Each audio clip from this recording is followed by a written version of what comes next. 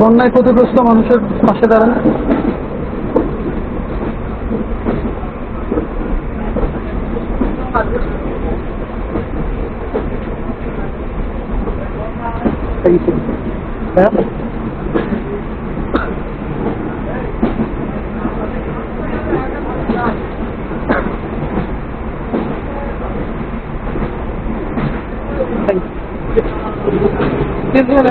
বন্যায় ক্ষতিগ্রস্ত মানুষের পাশে দাঁড়ান।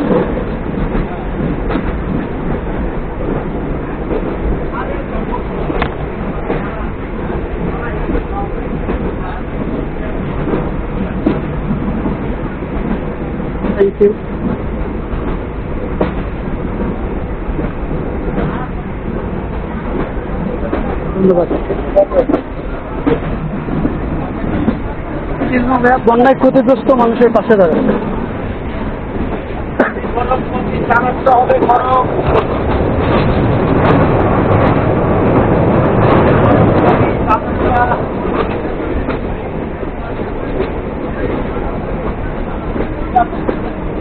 বন্যায় ক্ষতিগ্রস্ত মানুষের পাশে দাঁড়ান।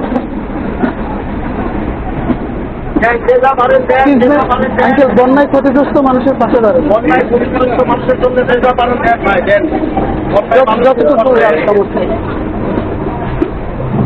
বন্যায় মানুষ খুব কষ্টে আছে, যে যা পারেন দেন। Thank you. বন্যায় ক্ষতিগ্রস্ত মানুষের পাশে দাঁড়ান। যেটা পারেন দেন। বন্যায় বহুত মানুষ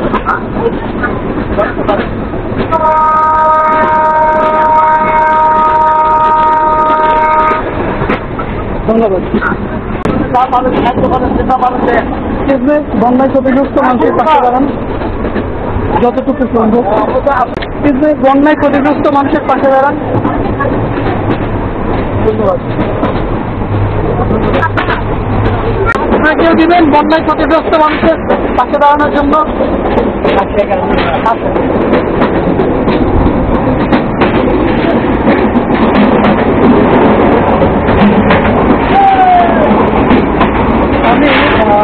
গতকালকে আমি টোটাল যে টাকাটা কালেক্ট করছি, যে টাকাটা হচ্ছে 692 টাকা। আজকে আমি যে লোকাল ট্রেনটা ওইটাতে যাই নাই। আজকে আমার প্ল্যানিং ছিল যে যেটা ডিরেক্ট এই ট্রেনটা ওটা ধরার, কারণ লোকাল ট্রেনের বগি থাকে হচ্ছে 5টা, আর এখানে যে ট্রেনটাতে আমি আজকে উঠছি এই ট্রেনটাতে বগি অনেকগুলো বগি, তো এক্স্যাক্টলি আমার ঠিক জানা নেই। বন্যায় ক্ষতিগ্রস্ত মানুষের পাশে দাঁড়ান যে যতটুকু পারেন।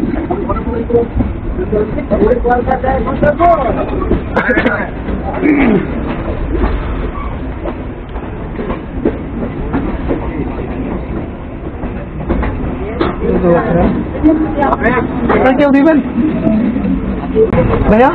বন্যায় ক্ষতিগ্রস্ত মানুষের পাশে দাঁড়ান।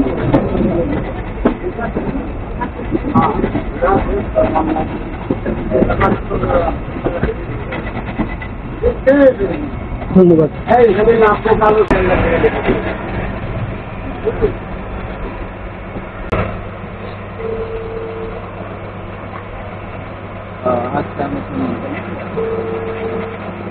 ধন্যবাদ।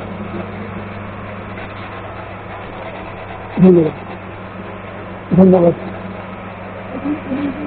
কিন্তু বন্যায় ক্ষতিগ্রস্ত মানুষের পাশে দাঁড়ান যে যতটুকু সম্ভব। 10 টাকা দাও তোমাকে। ধন্যবাদ। হ্যাঁ যাচ্ছি। 20 টাকা, 10 টাকা, সন্ধ্যে চকলেট গুলো 10 টাকা প্যাকেট।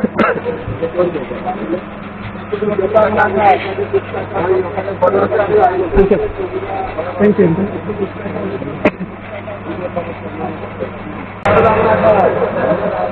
ধন্যবাদ।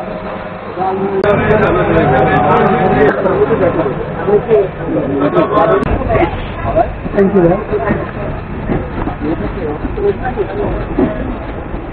ভাই। অনেক ধন্যবাদ ভাইয়া। যতটুকু সম্ভব।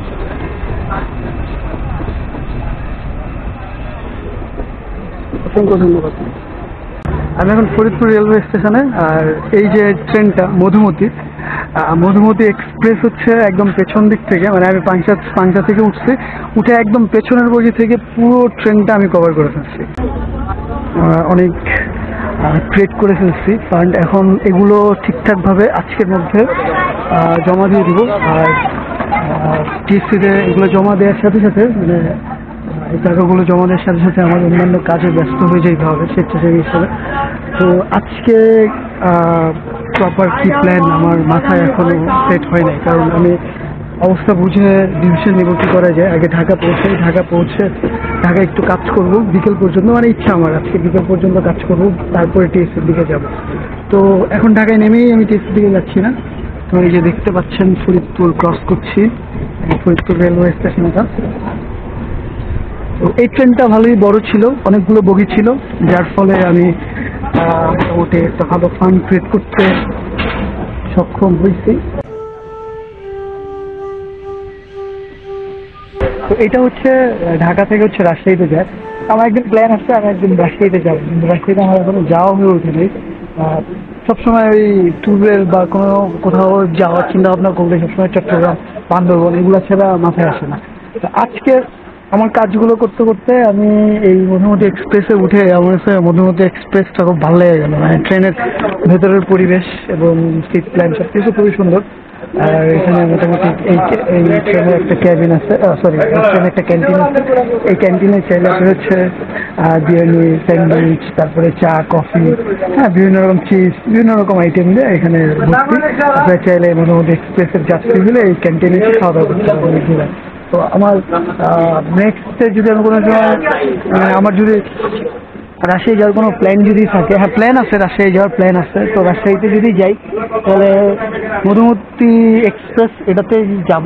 আসলে কি লোকাল ট্রেনে যাইতে আমার লোকাল ট্রেনের প্রতি একটা ভালোবাসা তৈরি হয়ে গেছে, যার কারণে হচ্ছে আমি মানে লোকাল ট্রেনের যাত্রী বলা যায়। যেমন এই চট্টগ্রাম যতবার গেছি মেল ট্রেন, এই রাজবাড়িতে যতবার যাতায়াত করছি মেল ট্রেন, সবসময় মেল ট্রেন।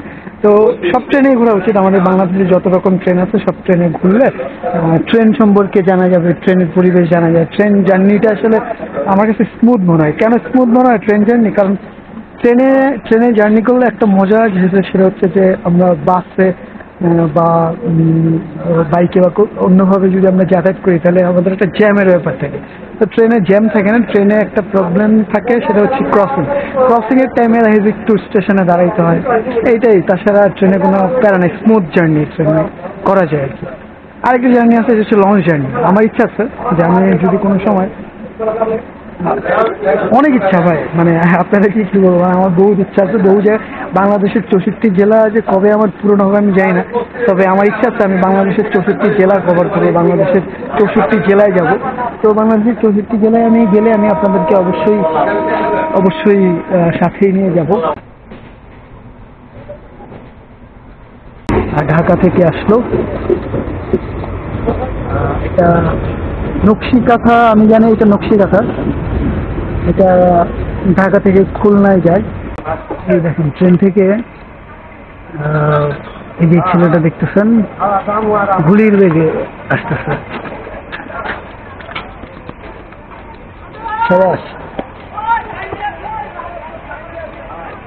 সাবাস বিজনেস ও করতেছে, এটা সম্মানের ব্যাপার। আমাদের ট্রেনটা এখন ছেড়ে দিচ্ছে, আমাদের ট্রেনটা ছাড়লে ট্রেন ছেড়ে দিচ্ছে। আমরা এখন এই ট্রেন ছাড়ছে, এখন আমরা কিছুক্ষণের মধ্যে পদ্মা ব্রিজের উপরে উঠবো। পদ্মা ব্রিজের উপরে উঠে আমরা হচ্ছে সরাসরি ঢাকায় চলে যাবো। আর খুব বেশি সময় লাগবে না, হয়তো আর সর্বোচ্চ গেলে 30 মিনিট টাইম লাগবে আমাদের ঢাকায় গিয়ে পৌঁছতে, মানে কমলাপুর গিয়ে পৌঁছতে 30 মিনিটের মতো টাইম লাগবে। আরেকটা ব্যাপার হচ্ছে, আপনারা সবাই দেখতে পাচ্ছেন এখান থেকে আমরা নকশিকাঁথাকে ক্রস করে চলে যাচ্ছি। হ্যাঁ, নকশিকাঁথা, খুলনা টু ঢাকা।